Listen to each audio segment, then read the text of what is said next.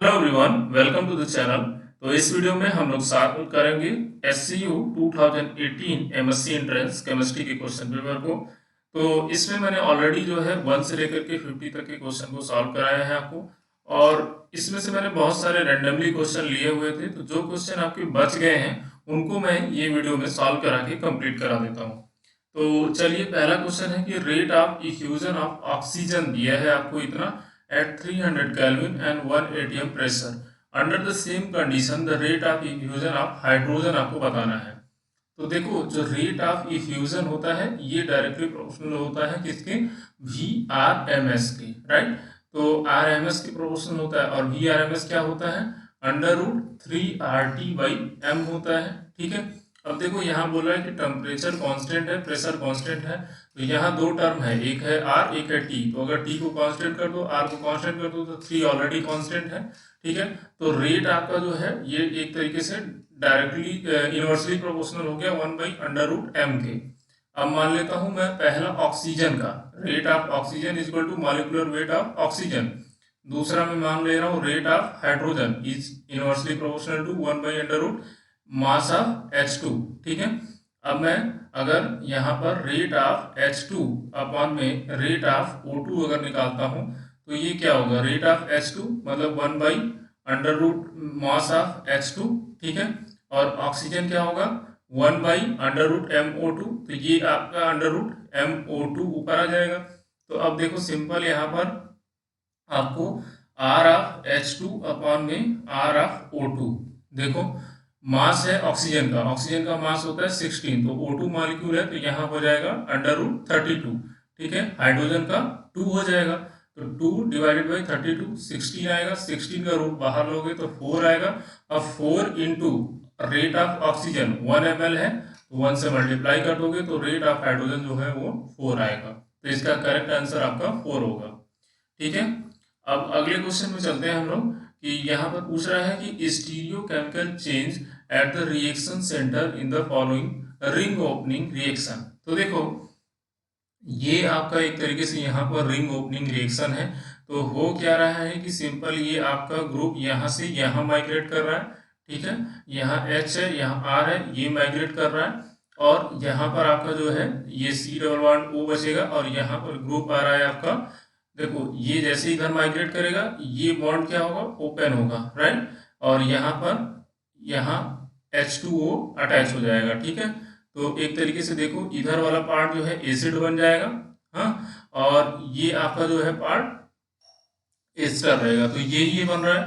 तो पहले आप यहाँ रिएक्शन को देख लो, यहाँ कन्फिग्रेशन निकाल लो। तो यहाँ कन्फिग्रेशन क्या है, अगर मैं आपको ये मिटा देता हूँ, देखो तो कितना हो जाएगा, मतलब क्या होगा, देखो यहाँ R की जगह है मिथाइल ग्रुप।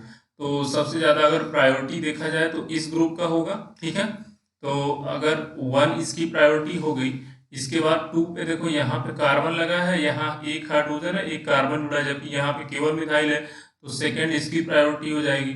इसके बाद आपका मिथाइल यहाँ पे है तो थर्ड इसकी होगी। तो अगर मैं चलूंगा तो 1 से 2, 2 से 3, तो अगर आप देखो तो ये क्या आ रहा है मेरा, S आ रहा है, ठीक है। देखो एंटी क्लॉकवाइज रोटेशन हो रहा है, S आ रहा है। और चूंकि यहाँ पर हाइड्रोजन जो है वो क्या है, सॉलिड लाइन पे है, मतलब लोएस्ट प्रायोरिटी का ग्रुप सॉलिड लाइन पे है, तो ये कॉन्फ़िगरेशन रिवर्स होकर के R आएगा, ठीक है। अब सेम यहाँ पर देखो, यहाँ पर क्या है, इसकी प्रायोरिटी फर्स्ट हो गई।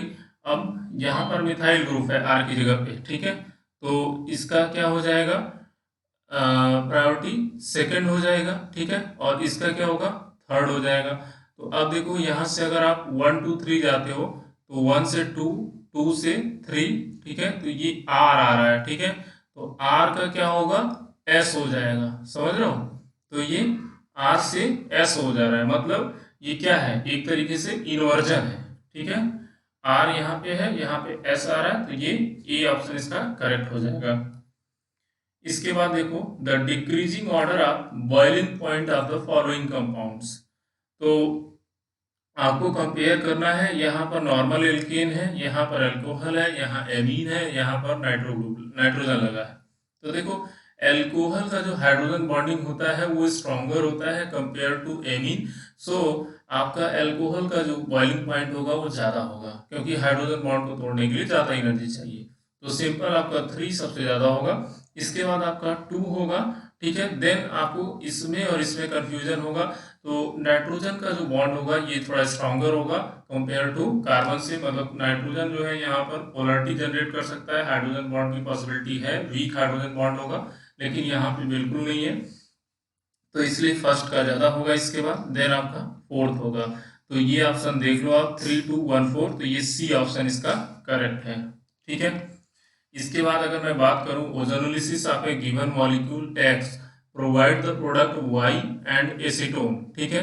वाई और acetone, the IUPAC name of Y. तो देखो ये मॉलिक्यूल है, इसका सिंपल अगर आपको ओजोनोलिसिस करना है अगर, तो आपको दिख रहा है कि यार हम यहाँ से जहाँ डबल बॉन्ड होता है उसको ब्रेक कर देते हैं, ठीक है, दोनों साइड।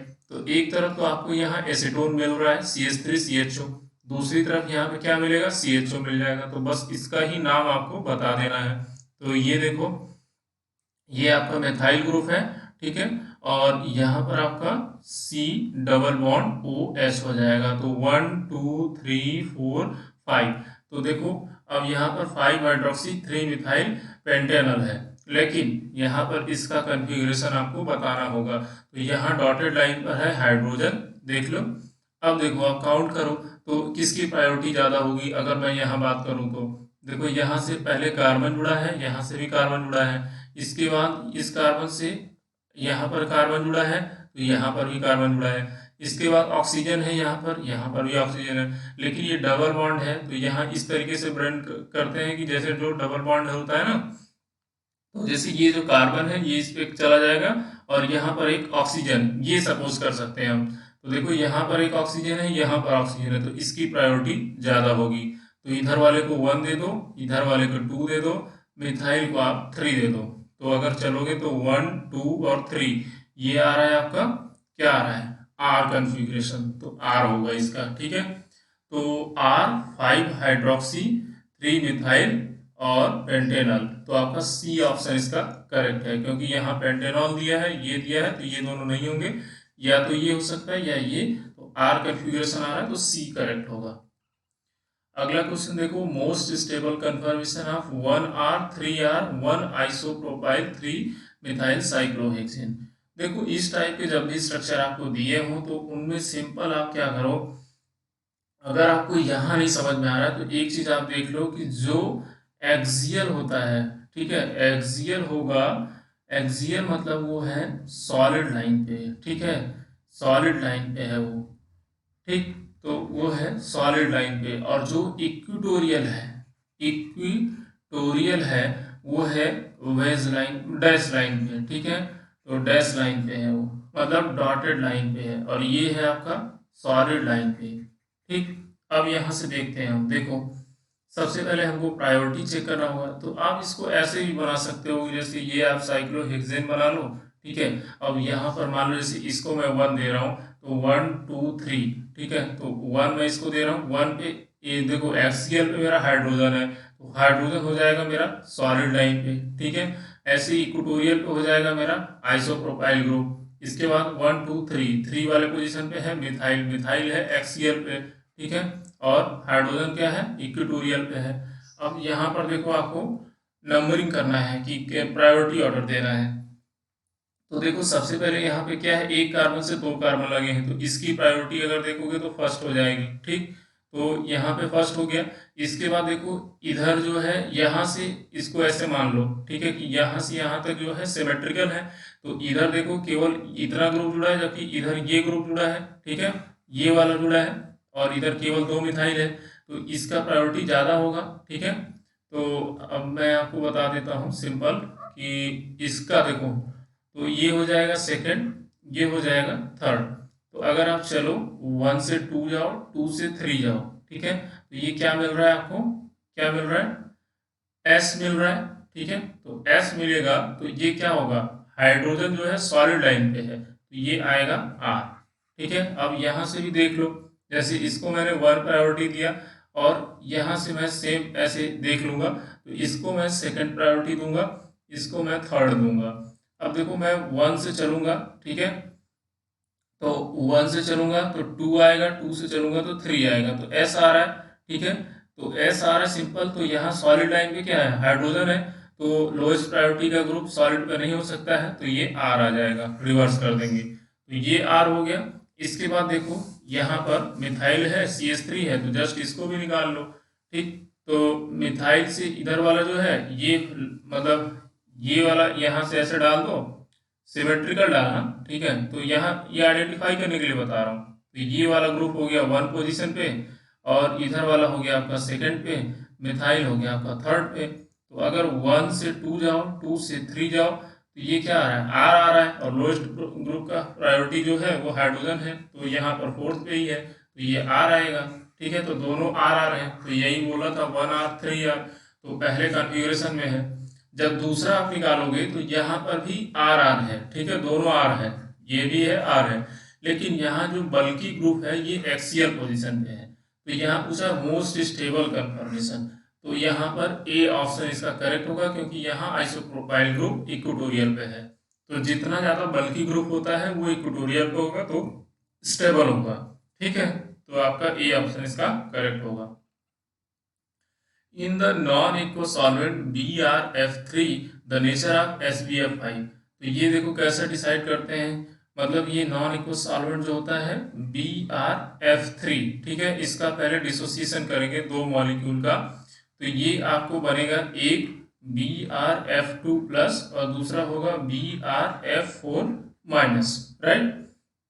देखो तो यहाँ पर क्या होगा कि जैसे इसने दिया है F माइनस दिया और यहाँ पर ये प्लस चार्ज आया, तो अब मान लो इसमें मैं SbF5 डालूंगा, तो इसकी पोटेंशियल है कि ये SbF6 बनाने की कोशिश करता है। ठीक है, SbF6 माइनस, तो क्या करेगा कि जो यहाँ पर BrF3 एक फ्लोराइड दे रहा था दूसरे मॉलिक्यूल को, जो यहाँ BrF3 था, तो ये क्या होगा कि इससे BrF3 सच रहेगा, लेकिन जो F माइनस इस पे लग रहा था वो निकल करके अब SbF5 पे जुड़ जाएगा।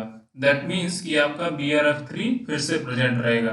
अब ये BrF3 फिर से डिसोसिएट होगा, फिर BrF2 प्लस देगा, और जो F माइनस देगा वो इसको ले लेगा, मतलब SbF6 हो जाएगा। तो यहाँ क्या हो रहा है कि पॉजिटिव जो सिस्टम है इसमें कैटायन का कंसंट्रेशन बढ़ रहा है, तो ये क्या होगा, एसिडिक होगा, नेचर ऑफ SbF5 एसिडिक होगा। ठीक है, तो ये जो है इसका पूछा है। ठीक, तो नेचर ऑफ SbF5 एसिडिक होगा, क्लियर है। इसके बाद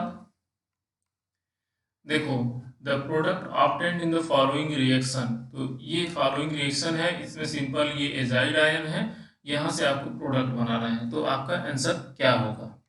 तो अगर मैं सिंपल यहाँ एजाइड आयन का स्ट्रक्चर लिखूं, तो अभी मैं इसको N double bond N plus कर दूंगा, और यहाँ पर N यहाँ पर क्या होगा, नेगेटिव चार्ज आएगा, दैट मीन्स कि ये मिटा देता हूँ, अब आपको क्लियर होगा। तो यहाँ देखो N माइनस होता है, तो होता क्या है कि यहाँ पे ये जस्ट डबल बॉन्ड यहाँ आता है और ये निगेटिव चार्ज इस पे आ जाता है, तो अभी ये जो निगेटिव चार्ज यहाँ N माइनस है ये अटैक कर देगा कार्बोनिल कार्बन पे, और ये O निगेटिव होगा, और ये सिंगल बॉन्ड नाइट्रोजन होगा ट्रिपल बॉन्ड, तो ये क्या होगा कि रिमूव हो जाएगा।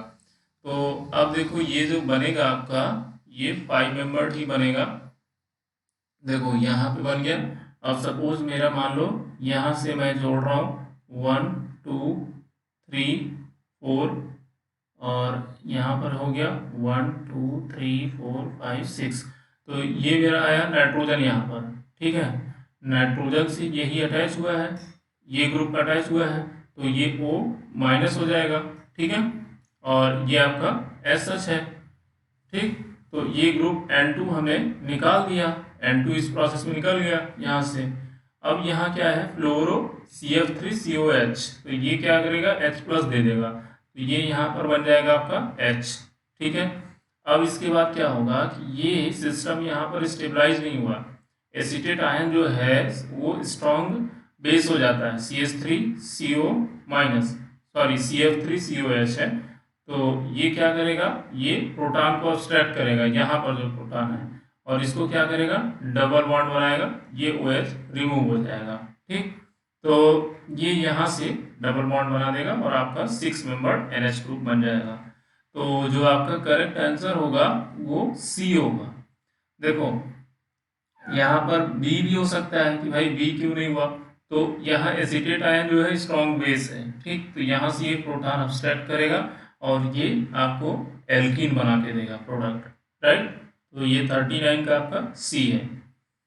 उसके बाद ClF3 मॉलिक्यूल इस कौन सा शेप है इसका, तो देखो ये तो मैंने कई बार क्वेश्चन करा दिया है already.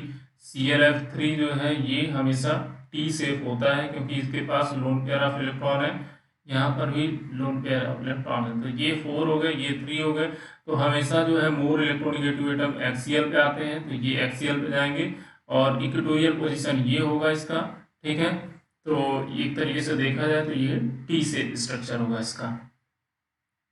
The paramagnetic species among the following, तो देखो ये यहाँ पर पूछ रहा है कि कौन पैरामैग्नेटिक है, तो आपको ये नहीं देखना है कि यार इलेक्ट्रॉन की फीलिंग करके निकालेंगे। देखो सिंपल आप क्या करो, यहाँ 7 होगा नाइट्रोजन का एटॉमिक नंबर, तो 7 × 2 14 हो जाएगा प्लस 8, ठीक है, तो ये हो जाएगा 22। यहाँ पे आप कर लो 7 + 8 × 8 16 हो गया, तो ये कितना होगा 23। यहाँ पे आप काउंट कर लो 7 7 14 + 8 8 16, तो ये आपका 30 हो जाएगा। यहाँ पर देखो 8 8 16 दोनों 24 24 प्लस क्या 7, हाँ, तो ये आएगा आपका 31, ठीक है, 31 आएगा प्लस 1 इलेक्ट्रॉन है, तो आपका कितना हो जाएगा, ये हो जाएगा 32, ठीक है। तो आप देखो कि सारे में क्या है, इवन इलेक्ट्रॉन फिलअप है और सिर्फ एक केस यहाँ है जिसमें ऑड इलेक्ट्रॉन हो, तो जहां पर भी ऑड इलेक्ट्रॉन की फीलिंग होती है वो आपका पैरामैग्नेटिक स्पीसीज हो जाता है, अगर आप उसमें डायटॉमिक या ट्राइटॉमिक मॉलिक्यूल है तब, ठीक है, तो आपका बी आंसर करेक्ट है। Major product part in the following reaction, तो सिंपल क्या होगा कि देखो यहाँ पर जो है ये ऑलरेडी बेंजीन ग्रुप लगा है, तो ये एक तरीके से ग्रुप है, ठीक। अब ये ग्रुप क्या करेगा कि यहाँ पर ऑर्थो और पैरा दो ही पोजीशन है जहाँ पर इलेक्ट्रॉन डेंसिटी ज्यादा होगा, क्योंकि Br2 मतलब Br+ होगा, तो अब इलेक्ट्रोफाइल यहाँ पर अगर आता है तो देखो स्टेरिक हिंड्रेंस होगा, तो इसकी वजह से सिर्फ एक ही पोजीशन बचता है कि पैरा पोजीशन पे आएगा, तो पैरा वाला देख लो आप, तो सिर्फ ए ऑप्शन ही इसका करेक्ट होगा। अब देखो यहाँ पर ऑर्थो पोजीशन पे ये स्टेरिक हिंड्रेंस काम करेगा, यहाँ पर भी वही होगा, यहाँ पर भी वही बनाया है, ठीक, तो केवल आपका ए ऑप्शन करेक्ट होगा। अब देखो two gases have the same value of van der वाल gas constant A but different B value, the more अच्छा compressible for the two gases. देखो पहले वैन डर वाल गैस इक्वेशन लिख लो, P + n² A/v², और दूसरा हो गया आपका V - Nb = nRT, राइट। अब देखो यहाँ पर जो स्मॉल प्रेशर करेक्शन है वो है n² A/v², जबकि जो वॉल्यूम करेक्शन Nb, राइट, ये लिख रहा हूँ मैं करेक्शन, ठीक है। अब देखो यहाँ पर बोल रहा है कि ए वैल्यू जो है same value of van der वाल gas constant A but different b, तो ए का वैल्यू अगर कांस्टेंट है तो देखो यहाँ n क्या है, नंबर ऑफ मोल, सपोज कर लो 1 मोल के लिए ले रहे हो, तो ये क्या हो गया, प्रेशर कांस्टेंट हो गया, मतलब ऊपर वाला क्वांटिटी कांस्टेंट हो गया। अब b की वैल्यू डिफरेंट है, तो सपोज एक के केस में b वैल्यू 5 ले रहा हूँ, दूसरे के केस में b वैल्यू 10 ले रहा हूँ, राइट, तो 1 n की वैल्यू 1 है, तो अब मेरा v जो होगा एक के केस में 5 होगा, एक के केस में 10 होगा, तो अगर मैं प्रेशर यहाँ पे रखूँ तो ये ऊपर वैल्यू 1 है, ठीक है, 1 / 5² मतलब 25, और दूसरा आएगा मेरा P-1 और P-2, तो ये आएगा मेरा 1/100, तो अगर ये देखा जाए तो ये होगा 0.04, जबकि ये होगा आपका 0.01, तो अगर देखो B की वैल्यू ज़्यादा है तो वहाँ पर प्रेशर कम लग रहा है, B की वैल्यू कम है तो वहाँ पर प्रेशर ज़्यादा लग रहा है, तो जहाँ प्रेशर ज़्यादा लगेगा वो गैस क्या होगा, ज़्यादा कंप्रेसिबल होगा, ठीक है, जब प्रेशर ज़्यादा लगाओगे तो ज़्यादा कंप्रेस होगा, तो प्रेशर जहाँ ज़्यादा लग रहा है वही मोर कंप्रेसिबल होगा, तो लोअर बी वैल्यू, हाँ, so the gas with the lower b value have more compressible, ठीक है, तो आपका करेक्ट ऑप्शन इसका ए होगा। अब देखो ये अमंग द कॉम्प्लेक्स, ये मैंने ऑलरेडी क्वेश्चन आपको कराया हुआ है वीडियो में, ये रिपीट हो गया है, तो यहाँ देख लो NiCl4 2 माइनस है, निकिल का आपका टोटल कितना हो गया, आपका 10 इलेक्ट्रॉन हो गए, साइनाइड का हो गया 8 प्लस 2 इलेक्ट्रॉन, तो ये आपका 20 हो जाएगा। Fe यहाँ पर 8 हो गया, यहाँ पर 10 हो गया, तो ये 18 फॉलो कर देगा। और यहाँ पर कितना है, 11 है प्लस 5 है प्लस 3 है, तो ये 19 आ जाएगा।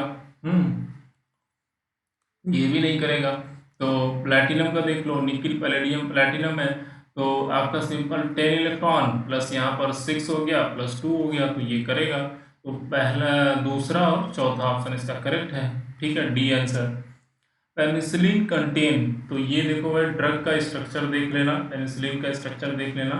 बीटा लैक्टोन यूनिट होता है इसमें। बीटा लैक्टोन यूनिट क्या होता है, सिंपल देखो एमाइड ग्रुप होता है एक्चुअली, NH और यहाँ पर डबल बॉन्ड, ये होता है बीटा लैक्टोन यूनिट, राइट। तो इसका, सॉरी, ये बीटा लैक्टम यूनिट होता है।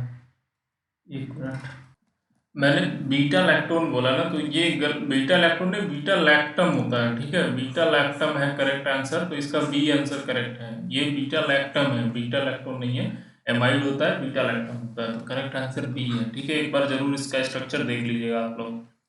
इसके बाद देखो, ये है major product form in the following reaction sequence. तो ये रिएक्शन कैसे होगा, एक बार इसको देख लीजिए। तो इसमें देखो क्या करना है, सिंपल कि आपका सोडियम दिया है और ईथर दिया है। कभी भी अगर ये दिया है आपको, बेस नहीं दिया है, ether is not a base, ये सॉल्वेंट है, सोडियम मेटल दिया है, तो सिंपल क्या होगा, कार्बोनिल ग्रुप का रिडक्शन होगा।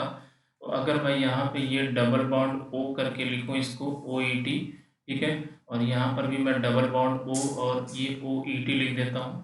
तो सिंपल क्या होगा कि ये एक इलेक्ट्रॉन पहले ये टूट हो जाएगा, मतलब टूट जाएगा, माइनस निगेटिव आएगा, यहाँ पर पॉजिटिव आएगा, फिर ये सोडियम इलेक्ट्रॉन दे करके यहाँ निगेटिव बना देगा, और दूसरा साइड ये कार्बोनिल ग्रुप रहेगा एज सच। यहाँ पर क्या होगा, ये रिएक्शन करके ये बना देगा O माइनस।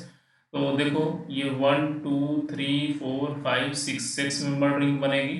ठीक है, तो ये 1 2 3 4, मान लो मेरा यहाँ पर एक O जुड़ा, तो मैं इसको 1 कंसीडर कर रहा हूँ। तो मेरा O पे क्या है, O माइनस है और इसके साथ Na होगा, और यहाँ पर OET होगा, राइट। और दूसरा जो मेरा ग्रुप है 6 मेंबर, ये यहाँ पर जुड़ा है, तो ये भी O माइनस होगा, Na जुड़ गया मान लो, और इसके साथ क्या हो गया, OET।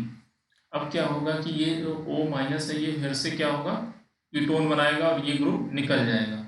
तो आपका जो है ये यहाँ से डबल बॉन्ड O हो गया और ये OET रिमूव हो गया। फिर इसके बाद O माइनस Na है और यहाँ पर क्या है, OET है, राइट। तो फिर से ये क्या होगा कि जो सोडियम है इलेक्ट्रॉन देगा, यहाँ पे निगेटिव चार्ज होगा, ठीक है, और यहाँ भी निगेटिव चार्ज होगा, और ये यहाँ डिलोकलाइज होगा, तो ये OET निकल जाएगा। ठीक है, तो एक तरीके से आप देखो तो ये जो स्ट्रक्चर होगा आपका इस टाइप से होगा, ये डबल बॉन्ड बनेगा, यहाँ पर O माइनस होगा और ये आपका O माइनस होगा। तो अब क्या होगा कि ये O माइनस यहाँ डबल बॉन्ड बनाएगा, ये आपका डबल बॉन्ड हो जाएगा। तो दो कीटोन ग्रुप आपके नहीं, यहाँ पर ये डबल बॉन्ड बनाएगा, और एक मिनट, तो यहाँ पर जो है ना देखो, ये जैसे डबल बॉन्ड बनाएगा यहाँ पर, ये डबल बॉन्ड यहीं पे रह जाएगा, मतलब निगेटिव चार्ज आएगा, और ये जो है आपका O माइनस होगा, तो ये निगेटिव चार्ज यहाँ हाइड्रोजन बना लेगा, मतलब ये कीटो और इनॉल फॉर्म बनेगा। तो देखो आपके पास ऑप्शन में क्या है कि सिर्फ ये ही ऑप्शन है जो यहाँ पे मैच कर रहा है, ये दोनों तो मैच नहीं कर रहे हैं। यहाँ पर जब ये इनोलेट बनता तब ये बन सकता था, तो ये ऑप्शन कैंसिल हो गया, ये भी नहीं होगा और ये भी नहीं होगा, तो आपका पहला ऑप्शन ही होगा, मैच कर रहा है जो यहाँ पर। तो मेनली आपको यहाँ पर कंफ्यूज नहीं होना है, सिंपल आपको पहले यहाँ देखना है कि सोडियम और ईथर दिया हुआ है, दैट मीन्स कि ये जो रिएक्शन होगा ये इनोलेट से नहीं जाएगा, मतलब बेस लेने की इसके पास एबिलिटी कहीं है नहीं। तो सिंपल कार्बोनिल ग्रुप का आप रिडक्शन करा दो, रिडक्शन करा करके उसको अटैच कर दो और बाकी ये सब ग्रुप निकाल दो, तो फाइनली आपको 6 मेंबर रिंग ही बनेगा। ठीक, तो इसका करेक्ट आंसर ए होगा। और यहाँ पर आई होप कि ये मैकेनिज्म आपको क्लियर है। यहाँ पर देखो, ये जैसे ही यहाँ पर बनाया ना, ये पहले ONA बना, तो ये ONA यहाँ डबल बॉन्ड बनाया, OET रिमूव हो गया, देन इसके बाद ये डबल बॉन्ड बना है, फिर से ये क्या हुआ कि O माइनस अब आपका यहाँ डबल बॉन्ड बना सकता है, या फिर मतलब दूसरा मैकेनिज्म ये हो सकता है कि ये मतलब जो यहाँ पर हाइड्रोजन है वो निकले, लेकिन वो पॉसिबिलिटी नहीं है, तो ये आपका सिंपल यहाँ से जाएगा, डबल बॉन्ड बनाएगा और ये OH ग्रुप निकल जाएगा। ठीक, तो ये यहाँ से डबल बॉन्ड बनाएगा, ये निकल जाएगा, तो फाइनली जो है आपका ये कंपाउंड बना है। तो ये आप देख सकते हो। ठीक है, तो सिंपल आपका डबल बॉन्ड O बना है। फिर इसके बाद ये मतलब कीटोन फॉर्म है दोनों, तो इसको ईन में कन्वर्ट कर दो, तो आपका ये कन्वर्ट हो जाएगा, मतलब रिडक्शन होकर के फिर से सोडियम है तो यहाँ पर O- हो जाएगा, तो ये फिर से आपका यहाँ H जुड़ जाएगा और ये आपका OH हो जाएगा। तो आपका करेक्ट आंसर A होगा इसका। The major product obtain in the following transformation is, तो यहाँ देखो ये है, इसको सिंपल क्या करना है, आपको अटैच कराना है। तो पहले एक बार हाइड्रोजन को आइडेंटिफाई कर देता हूँ। देखो ये ग्रुप इधर है आपका, यहाँ पर एक हाइड्रोजन लगा है और यहाँ पर एक हाइड्रोजन लगा है। ठीक है, ऐसे ही यहाँ पर एक हाइड्रोजन है और यहाँ पर एक हाइड्रोजन है। अब देखो ये जो ग्रुप है ये वाला और ये जो हाइड्रोजन है ये दोनों सेम साइड होंगे, दैट मीन्स कि ये हाइड्रोजन और ये मिथाइल सेम साइड होंगे। ठीक, तो अब देखो कि इसमें कौन सा प्रोडक्ट हो सकता है, और ये दोनों तो आपको सेम ही साइड लग रहे हैं। तो देखो यहाँ पे जहाँ पे सेम साइड होगा वहीं हो सकता है प्रोडक्ट, या तो बी होगा या तो ए होगा, क्योंकि यहीं पर दोनों हाइड्रोजन सेम है, एक यहाँ पर एक यहाँ पर। लेकिन अब इसमें देखो ये जो ये ग्रुप है और मिथाइल ग्रुप है, ये दोनों ट्रांस है एक दूसरे के, लेकिन यहाँ पे सिस बनाया है। तो करेक्ट आंसर आपका क्या होगा, ये ट्रांस है और ये मतलब ये सॉलिड है, ये बेस है, तो ये ट्रांस हो गया आपका। तो यहाँ पर देखो ये ग्रुप इधर लगा है और ये ग्रुप इधर लगा है। ठीक है, तो ये आपका ये ऑप्शन इसका करेक्ट है, और सिंपल इसका एडिशन होगा, समझ रहे हो ना। ये डबल बॉन्ड यहाँ जाएगा, ये डबल बॉन्ड यहाँ पे अटैक करेगा और ये यहाँ पे आएगा, तो ये जुड़ जाएगा। सिंपल ये आपका डायल्सल्डर रिएक्शन है, cycloaddition. Reaction of the dichromate anion with the iodide in the acidic medium, तो ये जो रिएक्शन होती है इसमें जो है आपका Cr2O7 2- होता है। ठीक है, और ये मेनली आपका जो है प्लस रिएक्ट करता है आपका किसके साथ, आयोडाइड के साथ, तो आयोडाइड माइनस आता है और इसका 6 मॉलिक्यूल इसके साथ रिएक्शन होता है, तो ये आपका बनता है क्रोमियम 3+, और इसके 2 मॉलिक्यूल बनेंगे बैलेंस अगर करोगे तो, और 3I2, तो आयोडाइड आयन कन्वर्ट होता है I2 में, और यहाँ जो ये डाइक्रोमेट था ये कन्वर्ट होता है क्रोमियम 3+ में। ठीक है, तो आपका जो करेक्ट आंसर है देखो क्रोमियम 3+ में कन्वर्ट होगा, आयोडीन और वाटर मिलेगा हमको। ठीक है, और इधर जब आप बैलेंस करोगे ऑक्सीजन तो इधर 7:2 ऐड हो जाएगा। ठीक, तो आपका जो करेक्ट आंसर है वो पहला ही है कि आयोडीन, वाटर और क्रोमियम 3+। अगला देखो the reaction that involve the formation of Cc and CO bond, तो ये कौन से रिएक्शन में इन्वॉल्व है, तो ये है आपका करेक्ट आंसर। इसको देखो डायराजीन ग्लाइसिडिक एस्टर कंडेंसेशन, तो इसमें होता क्या है देखो RC double bond O R dash एक ग्रुप होता है, मतलब कीटोन है, और यहाँ पर हम एस्टर लेते हैं। ठीक है, और डबल बॉन्ड OET ये हमने एस्टर लिया, और एस्टर भी कैसा है कि जहाँ पर मतलब आपका हाइड्रोजन प्रेजेंट हो अल्फा पोजीशन पे, अल्फा हेलो लेते हैं। ठीक है, और यहाँ हेलोजन होता है। अब ये बेस लेंगे तो बेस का क्या काम होगा कि ये आएगा पहले हाइड्रोजन को ऑब्स्ट्रैक्ट करेगा, यहाँ इनोलेट बनाएगा। ठीक है, इसके बाद ये इनोलेट फिर से वापस आएगा और यहाँ कार्बोनिल कार्बन पर अटैक कर देगा। राइट, तो ये एक तरीके से आपका जो प्रोडक्ट होगा ये मैं आपको बता देता हूँ कि C देखो यहाँ पर R डैश और यहाँ पे R है। ठीक है, इसके बाद C यहाँ R डबल डैश है। राइट, इसके बाद COOET है, और यहाँ इसी कार्बन पे आपका Cl लगा हुआ है, और यहाँ पर आपका O- बनेगा।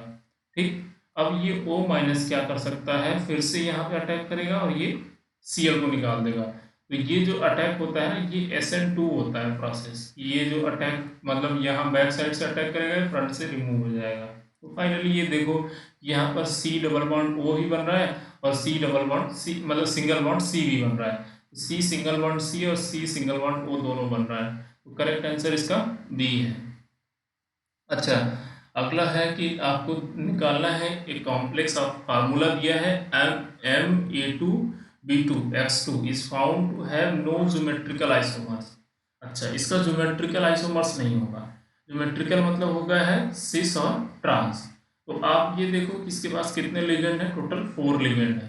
तो 4 लिगेंड में सिस और ट्रांस नहीं दे रहा है, दैट मीन्स इसकी क्या ज्योमेट्री हो सकती है। Both A and B are monodentate ligand, ठीक है, ए और बी दोनों मोनोडेंटेड हैं और एक्स जो है हेलोजन है। अब स्ट्रक्चर कॉम्प्लेक्स का बताना है। तो देखो एक चीज तो क्लियर होगी कि ऑक्टाहेड्रल तो नहीं होगा क्योंकि यहाँ 4 ही लिगेंड है। तो स्क्वायर पिरामिडल भी नहीं होगा क्योंकि यहाँ जो लिगेंड है ये मोनोडेंटेड है, तो ये भी कैंसिल हो गया। अब आपका टेट्राहेड्रल हो सकता है या स्क्वायर प्लेनर। तो जो सिस और ट्रांस की ज्योमेट्री है वो स्क्वायर प्लेनर में ही मिलती है, ठीक है। जैसे एम ए ले रहा हूँ और यहाँ बी भी ले रहा हूँ। तो अब यहाँ देखो ये एक दूसरे के सिस है तो यहाँ पर मिलेगा। और अगर टेट्राहेड्रल है तो वहाँ पे कोई ज्योमेट्रिकल आइसोमर्स नहीं मिलेगा, तो इसका करेक्ट आंसर होगा ए। अब 52 देखो कि प्रोडक्ट पूछ रहा है कि यहाँ पर क्या बनेगा। तो सिंपल आपका क्या है कि यहाँ पर सोडियम हाइड्राइड बेस है। तो हाइड्राइड जो बेस है ये कौन से प्रोटॉन को लेगा, एसिडिक प्रोटॉन। कहाँ पे एसिडिक प्रोटॉन है, सल्फर के पास है, तो यहाँ से ले लो S- बन गया। इसके बाद ये कहाँ अटैक करेगा, जहाँ पे इलेक्ट्रोफिलिक सेंटर होगा। देखो यहाँ पर एक Cl लगा है, यहाँ एक Cl लगा है, इसके बगल में नाइट्रो ग्रुप है। तो ये nitro group directly ortho position पे है तो ज्यादा इलेक्ट्रॉन विड्रॉ करेगा, तो यहाँ पे पॉजिटिव चार्ज ज्यादा होगा। तो ये सल्फर आकर के यहाँ पर अटैक करके ये Cl को रिमूव कर देगा। ठीक, तो आपका करेक्ट आंसर क्या होगा, ए हो जाएगा। ठीक, तो आपका करेक्ट आंसर ए होगा इसका। ठीक है, तो इस वीडियो में इतना ही। अगले वीडियो में मैं सारे क्वेश्चन जो बचे हुए हैं उसको भी कंप्लीट कर दूंगा। सो आप लोग देखते रहिए, एंजॉय करते रहिए वीडियो को, और ज़्यादा से ज़्यादा अपने दोस्तों के बीच में इसको शेयर करिए यार। और मतलब मैं हर बच्चे से रिक्वेस्ट करना चाहता हूँ कि अगर आप लोगों तक ये सोल्यूशन पहुँच रहा है तो आपके जो बाकी जो दोस्त हैं, जो मतलब फ्रेंड हैं, रिलेटिव हैं, उन तक भी ये वीडियो पहुँचाइए। यही एक रिक्वेस्ट है। सो मिलते हैं अगले वीडियो में। Thank you so much.